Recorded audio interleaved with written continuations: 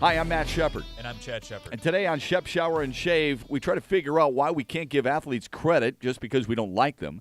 And where does your confidence level stand with Lions starting quarterback Matthew Stafford? That's next.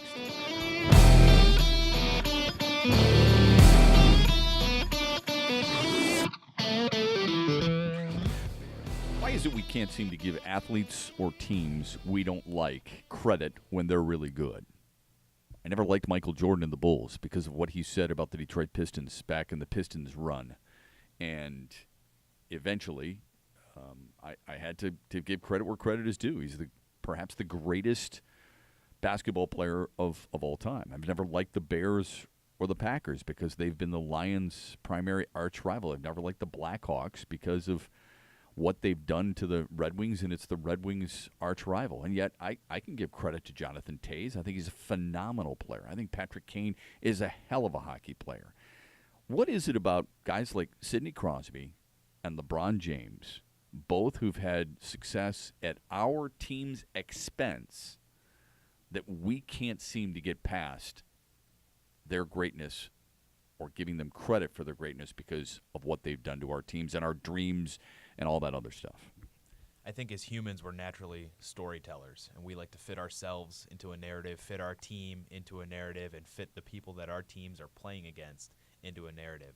Villains are fun characters in narratives. Sidney Crosby, LeBron James, the teams they represent become these evil forces in the stories of our lives. And I think it's a lot more fun when you can buy in fully that way and channel the negativity, channel the aggression, the emotions when you have a loss into dislike for another team. Do you like watching players who are great, whether you like them or not? Do you like watching players who are at the best at their profession? To me, that's how you differentiate a fan of a sport versus the fan of a team or a supporter of a city. And I think there's a lot of fans out there who will go watch any Tigers game, all 162. They'd like to go watch in person. But if you turn on the Angels and the A's in a divisional game out on the West Coast, they don't really care to see Mike Trout, despite the fact that he's widely perceived as the best player in baseball. That's another great example. People in Detroit have held it against Mike Trout because the national narrative was, when Miguel Cabrera won the Triple Crown, that Mike Trout was more valuable. So I think there are three guys, and tell me if you think I'm wrong here, and I'd like to know your opinion amongst you and your friends. There are three guys that Detroiters absolutely cannot stand. Sidney Crosby, because they won the Stanley Cup in 2009 at Joe Louis Arena, and they don't feel like he went out there and shook Nick Lidstrom's hand fast enough. And he scored the game-winning goal less than a calendar year later when Team USA lost in the gold medal game against I'm Canada. not sure how many people care about that. Well, you and I do. It was a dagger in my heart. I know. It was you and I do. But I don't think you know how I feel about hockey fans in this town. I think they're more Red Wing fans than they're hockey fans. So I think Sidney Crosby is probably enemy number one. Number two, I believe, is LeBron James. And I think it's not as much scoring 40-plus points at the Palace, beating the Pistons when he was originally with Cleveland. It's more about how he left Cleveland, which shouldn't affect us at all, really, because it's not our town. But we don't feel that way about Aaron Rodgers. Aaron Rodgers is a great player. Everybody wants Matt Stafford to be like Aaron Rodgers. But nobody necessarily hates Aaron Rodgers. They hate the Packers, but I don't think they hate Aaron Rodgers. You know what I mean? Included in that, there's never been a story about Sidney Crosby or LeBron James dividing a locker room.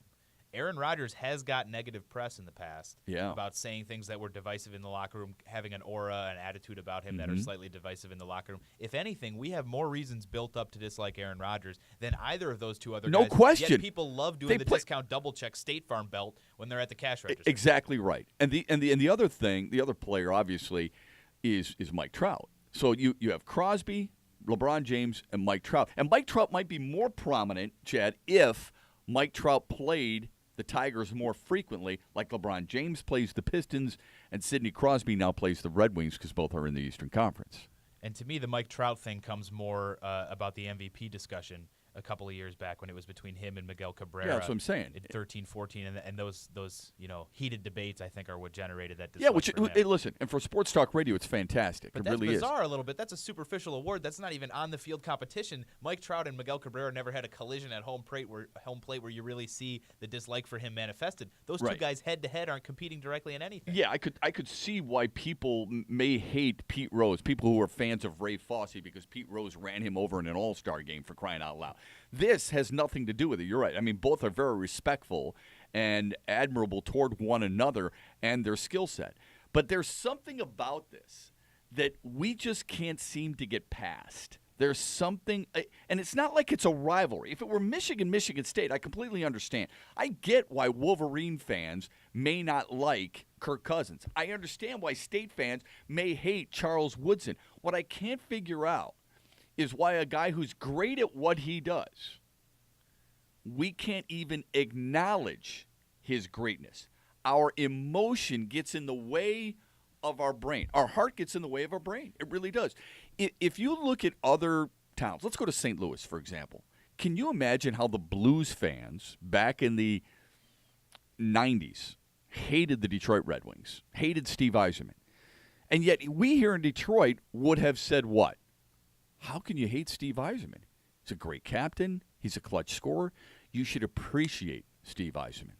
Imagine how people in Chicago felt about Isaiah Thomas, one of their own, because of the daggers that he and the Pistons, the way they played against the Chicago Bulls, right?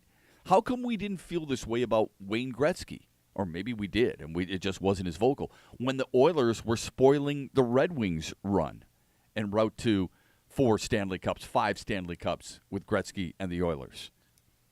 That's a great point. Good consideration. Being on the other side of the coin as a Red Wings fan, sometimes I haven't traveled to too many other cities to attend NHL events, but you wear Red Wings gear around town, go to the bar, whatever you're doing, and you do catch looks or comments here and there from people about Red Wings fans. Yeah. You're not going to catch too much flack for wearing Lions gear, out of the city. People will commiserate you or want to buy you a drink instead of throwing theirs at you. Yeah. And that's an interesting comparison when you have that kind of success and you're the hated versus the hatee. I think the Patriots are a good example of this. There are so many Patriot fans in the state of Michigan, and generally. But that's because Brady went to Michigan, right, don't you think? And what I was getting at there is what you brought up, a good point between Michigan and Michigan State. We have an interstate rivalry here more intense than a lot of professional rivalries in a lot of other states. On top of that, we have Michigan and Ohio State, which is the biggest college rivalry there is, depending on who you ask, but by most people's measurements. Does that add to our perception? Because some of the guys we talked about, Crosby, LeBron, they don't have that college background, but that's an added layer of dislike. When Nick Swisher played for the Indians, it was easier to dislike him knowing that he was a Buckeye. Right. But I don't think a lot of people knew he was a Buckeye. That's part of the problem, at least in baseball. In basketball and football, we know from which a player comes. That's true. We can follow them throughout their career. But it is interesting, I think, like in Detroit, there are many people who are rooting more for Golden State than they will be for Cleveland. It's inevitable that these two franchises meet for a third straight time because of Draymond Green, whether it be Michigan State or Saginaw. Even though he's the exact kind of player we would have hated had he played for Cleveland or Indiana, for example, or dare I even say Milwaukee, definitely Chicago. If he and his mouth were on another team that Detroit saw more frequently, you would absolutely despise him. But because he's from Saginaw, because he's from Michigan State, and because he's not a threat to beat Detroit, he's beloved. How strong does that connection have to be to transcend all the way from Michigan out to California?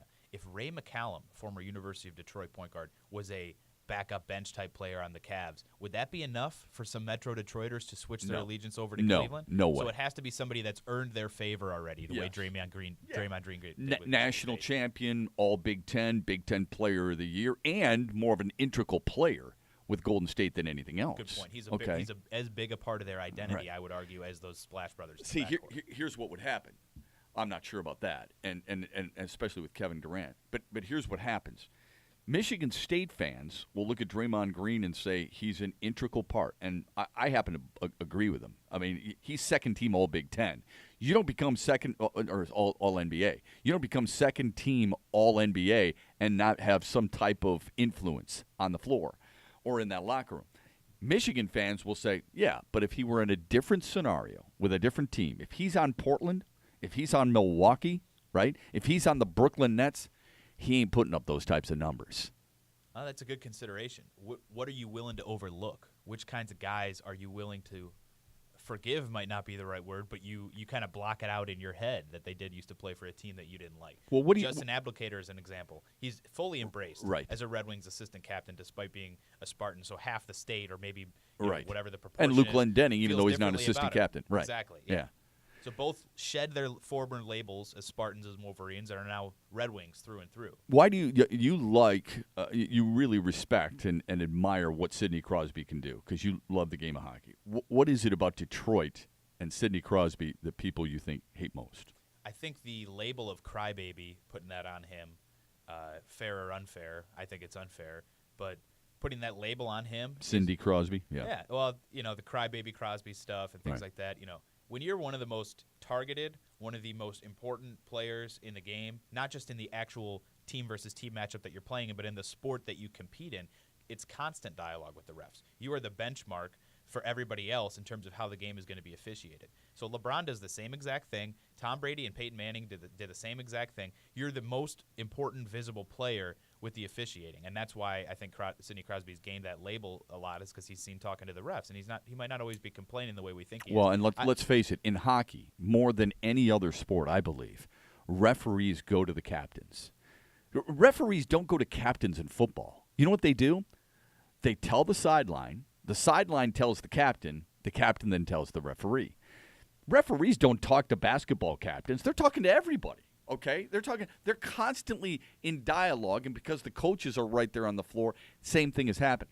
Umpires, if they even talk to a player, Miguel Cabrera, the captain, if you want, okay? Jason Varitek with the Red Sox back in the day. If they're talking to him, that player, his coach, Terry Collins, whoever it may be, wants to go out there and figure out, what are you saying to me? They'll intervene. Right. In hockey, that's not the way it is. So you're bound to have a captain, either assistant captain, any player, talk to referees more so than those referees would consult with the head coach. Right, that's a great point. But that's the chief reason I believe that Sidney Crosby has got this dislike in the city of Detroit is this perceived label of crybaby made him easier to hate when he scored that goal in the Olympics, when he closed out that series in 2009 and hoisted the cup at the Joe. Mm-hmm. And one of my worst memories of those back-to-back years cup appearances was we won at Mellon Arena before they closed it down, and they won at the Joe. So both teams hoisted the cup. Right. You'd like to celebrate in front of your home fans. Yeah, but Nick Lidstrom carried it in Pittsburgh. So I know. Should they hate Nick Lidstrom suddenly? No, I think it has to do with a handshake, right? The fact that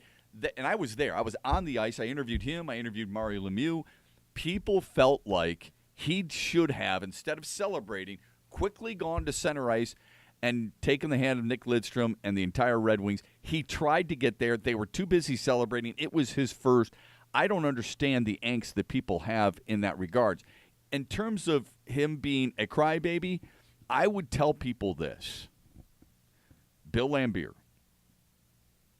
Tayshaun Prince, constant. It was a constant palm to the sky. In today's NFL, look at any wide receiver, if you want, and see how many times they jump up asking for some type of flag. Or a DB who gets flagged. Absolutely right. I mean, that's kind of the way it's happened, I believe, and I think that's where sports has turned to a certain extent. But I don't know that as many Detroiters as you might think remember that perceived slight in the handshake line. Oh, I think it sticks first and foremost in the front part of their brain. I really don't know if that's stuck in the craw of as many people. You honestly think more people feel about the Olympics? No, I think more people think that they give him the general crybaby line. I think the LeBron and Sidney Crosby comparisons are very, very apt in that way because you think they're both crybabies, no, or both perceived to be?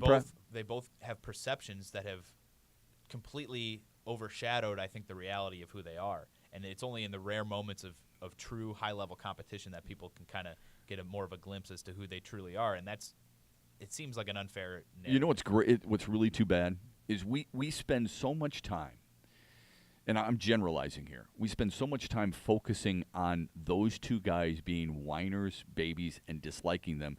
And I think maybe, to a certain extent, we have gotten over how great they truly are. Eric Carlson, I like a great deal.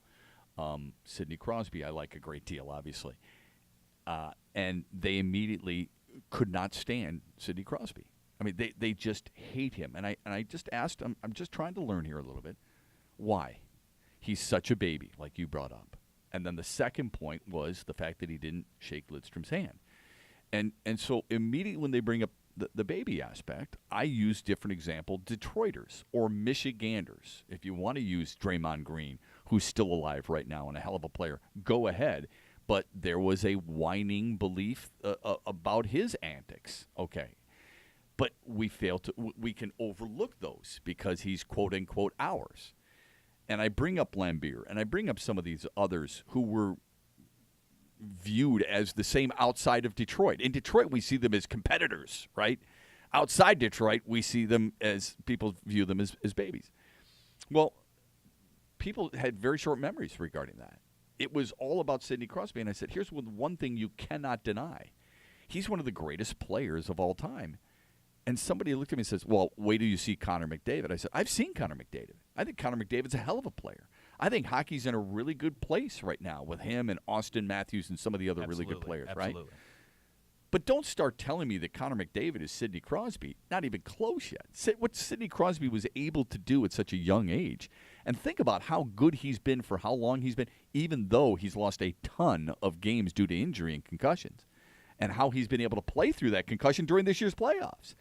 People just can't seem to get past the imprint in their mind and their opinion of what he was when he played Detroit and was knocking off the Red Wings. And what's curious to me about that is I don't believe there's reasons for that opinion to be reinforced. When you find one opinion and then you're turning on whatever network you watch and LeBron's reinforcing that opinion by complaining in the media day after day after day about something or openly bitching on Instagram or whatever it may be, find me a single clip.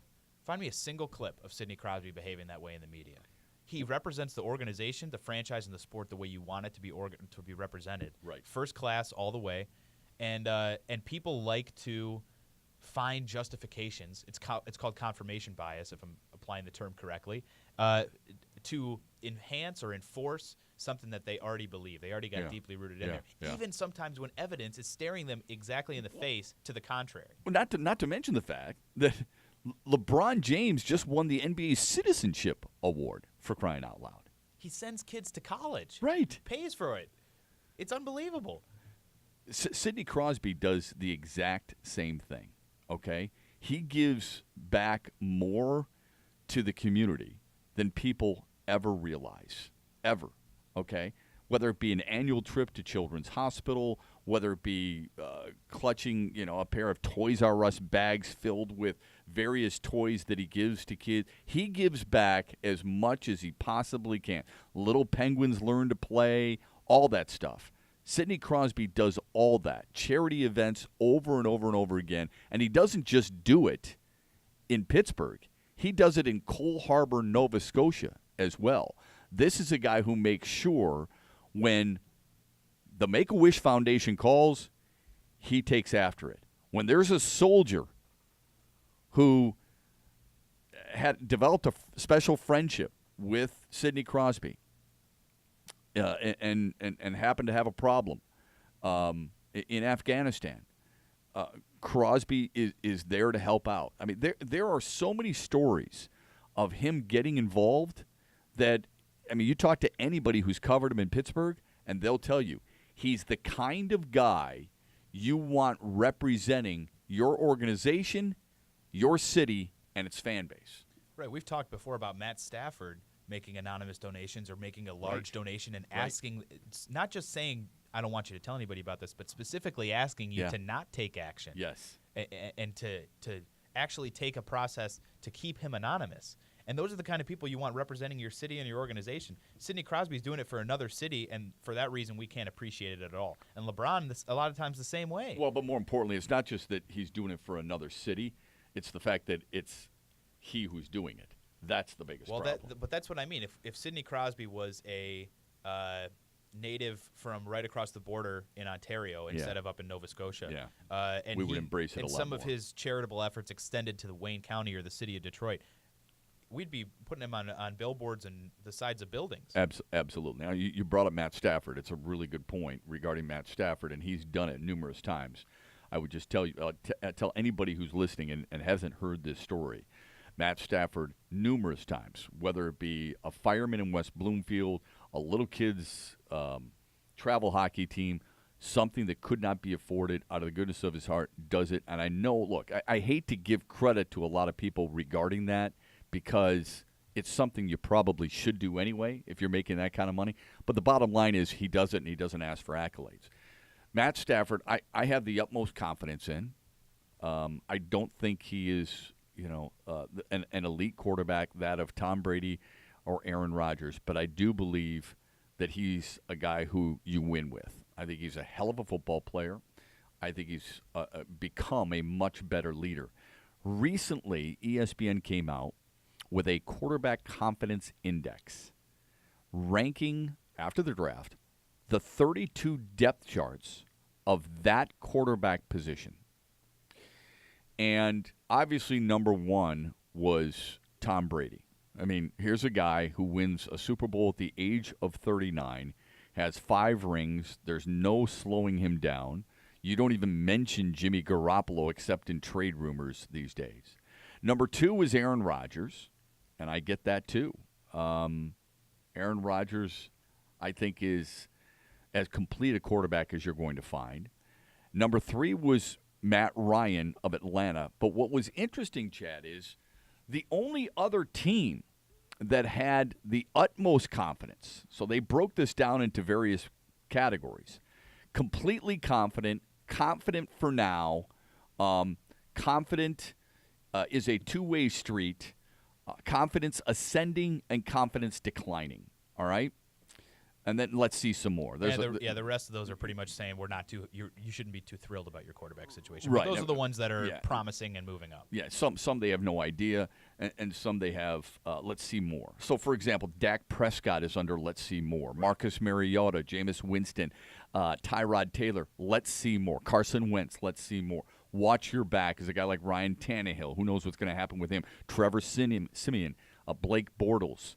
Not sure what's going to happen there. Mike Glennon with Chicago. Obviously, anytime you draft Mitchell Trubisky, number 2 overall, who knows what's going to happen in San Francisco and Los Angeles and Cleveland and places. The teams you really want to focus on, or I want to focus on, are the teams probably in the top 16. 18. Top 18? Yep. Okay, we'll go top 18. So let's talk about, first and foremost, holding steady. They've got Andy Dalton with Cincinnati. They've got Sam Bradford with Minnesota, and they've got Joe Flacco with Baltimore. This is interesting because Flacco's won a world championship and was the MVP of the Super Bowl. I don't know why Sam Bradford is in the same conversation. Andy Dalton, at one point, 8 straight years where they've made the playoffs. Now, he hasn't won a playoff game, but that franchise made the playoffs 8 straight years, and he's a guy that many people feel pretty comfortable with. I think A.J. McCarron's a really good backup. But what's interesting, so you got those 3 guys at holding steady. Well, the term QB purgatory comes to mind. People talk about that when they talk about different NFL situations, and that's kind of you're stuck where you are for the foreseeable future. So the heir apparent. So you'd like to get out, is what you're saying? No, I don't know about that. It's the heir apparent is not yet apparent. Okay. But well, in Cincinnati, it would be. A.J. McCarron could. You think he is? Oh, he's a good player. Yeah. Look, Minnesota wanted A.J. McCarron. Cincinnati wouldn't trade him to Minnesota. I don't know that he'll be a quality starting NFL quarterback. Okay. But we'll see about that. All right. Well, yeah, we'll see about that. Well, we don't even know if I can tell you there's teams that would like to have him rather than their situation. That's fair. That doesn't mean that I'm right. I'm just looking at the bottom of this list, I can understand why some of those teams are in that situation. But that's only one consideration. Among the considerations are, if the starting quarterback went down, how capable is the backup? Right. How much longer might the starting quarterback play? How often do they play all 16 games? Are you going to rely on that backup? So there's a number of different factors that ESPN's kind of brought into this. So confidence declining. Arizona, Carson Palmer, because of his age, getting up there, hasn't been able to get it done. Kansas City with Alex Smith, and we know what Kansas City did in the draft by using one of their draft picks in Patrick Mahomes, taking him in the draft and higher than many people thought. So they feel like the heir apparent is there and ready to go. What's surprising to me is confidence ascending, question mark, Oakland and Washington. Washington, I'm still not sure because how long is Kirk Cousins going to be there? Right. You know, he's franchised for a second straight year. Derek Carr is a really good player. You know it, I know it, everybody knows it, but he wants a lot of money. And he's upset right now that the Raiders haven't talked to him about some type of extension. And they are paying just about everybody else. Confidence is a two-way street. This is probably my favorite category because most Lions fans would shake their heads in disbelief of the three teams in this category. And it also underscores the importance of that communication and relationship between head coach, GM, and quarterback, and the way that in many cases all three of their fates can be tied together. Yeah. Here's number 9 or the first team under the category of confidence it's a two-way street. Andrew Luck. He's 27. They're paying him a slew of money. But guess what? Andrew Luck has not had some great seasons the last couple of years. Russell Wilson, who is far I'm surprised this is where Seattle sits with him, and Cam Newton. And this is a guy who used to be or was the league MVP just a couple of years ago and taking his team to the Super Bowl. And yet it says confidence is a two-way street. You were going to say, go ahead. I'm confused on that label with those three guys because correct me if I'm wrong, but all three of them are under big long-term contracts, right. So the confidence has already been expressed by the team. It's a one-way street at this point. We need a return on our confidence. And it's also been accepted by the fan base. Yeah. There's no question that people in Indianapolis feel confidence in Andrew Luck, who I think, to be honest with you, I think is slightly overrated. I really do. Through a lot of picks. Russell Wilson, no question. You have complete confidence in Russell Wilson, and same thing with Cam Newton, who doesn't have a terrible backup in Derek Anderson. Anyway, so that's that. Confident for now. Pittsburgh, Ben Roethlisberger, and again, a lot of this has to do with the backups. New Orleans with Drew Brees, Chase Daniel backup, Garrett Grayson, former third-round pick. Chargers, and the Giants. And to me, those four are, just as you acknowledged, basically saying you have an NFL capable quarterback right now who's in the top tier, but the guy behind him gives us pause for concern. I'll tell you right now, the top 12 for me, complete confidence. Top 12 teams or 12 quarterback situations. And I already gave people the top 3 completely confident, New England, Green Bay, and Atlanta. Well, the Lions are number 4. They've got Matt Stafford along with Matt Ryan, Tom Brady, and Aaron Rodgers under the completely confident situation. Remember, his backups, one was playing at the University of Miami last year in Brad Kaya, and the other is Jake Rudock, who was on the practice squad last year. Bears wanted him. He decided to stay with the Lions because they felt like he's going to be the number 2 guy going into this year. So it's an interesting position to put the Lions between those two categories, right? Yes, it is. The top tier, as you acknowledge. How is it not confident for now right now? New England, Green Bay, and Atlanta. And then to put Detroit with those teams ahead of Pittsburgh with Ben Roethlisberger, ahead of New Orleans and with it's Drew not Brees. just the teams, Chad. It's the players he's right. with. So if you were to, as you acknowledge with the backups, if you were to take Jake Rudock and Brad Kaya and compare them to the backups in Pittsburgh, the backups in New Orleans, the backups in L.A., and the backups with the Giants, it's not close. So where does that extra confidence come from? ESPN thinks that highly of Matt Stafford, and I believe the peers around the NFL perceive Matt Stafford that highly. Not just that. It's his relationship with Jim Bob Cooter that is just as vital as Stafford's ability, his confidence, and all that other stuff. If you look at the numbers that Matt Stafford has under Jim Bob Cooter since he's been ascended to, the offensive coordinator, the numbers are off the charts compared to where it was before. I find it incredibly interesting and telling about how people feel nationally Matt Stafford compared to how people locally feel about Matt Stafford. So here's what I want to know from you. If I said to you, before you looked at this, and I gave you the categories, and I'll reiterate, the categories in this poll, if you will, completely confident, confident for now, confidence is a two-way street, confidence ascending, confidence declining, holding steady, let's see some more, have no idea. Where would you have put the Lions and Matt Stafford? I probably would have put him in confident for now. Really? That far down? No, that's the second highest. I'm at that second highest. Well, the second highest is confidence is a two-way street, right? No, that's the third. Oh, okay.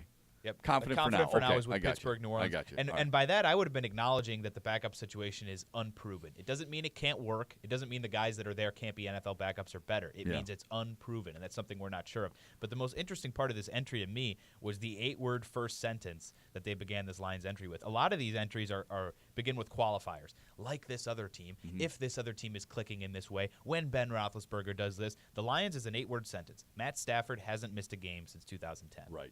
This guy's a gamer. And when you're playing up and you're going against Detroit, there's no question about who you're going to have to take out from that offensive arsenal in order to give your team a chance. If you don't stop Matt Stafford, it's over. We've talked in the past about how bad some of the Lions' run game numbers are. Teams aren't going into those games and game planning to shut down the run in a way that they would with a Pittsburgh, with a Baltimore, with one of these other organizations. It's Matt Stafford, the face of the franchise, and the face of the game plan for the opponent. And that's why the ESPN has him ranked in the highest tier. See, I would have put him in the tier of confidence as a two-way street. And the reason being is that he's going into the last year of his deal, and I think they'll do a new deal for sure. But he's going into the last year of his deal. Jim Bob Cooter may be destined for a head coaching job somewhere after this season. And you've got two unproven quarterbacks behind him. We're looking at it from a Lions standpoint, then a Stafford standpoint. I'd be more apt to put it in the confidence as a two-way street than I would be in the highest tier that you could possibly get. That's a great comparison, especially when you look at the other quarterbacks in that confidence as a two-way street. And what's the narrative? I suppose Seattle and Carolina have both had deep postseason success, but they've not had year after year postseason success since those guys have been in the league. The way that Seattle those has. other teams have. Russell Wilson has.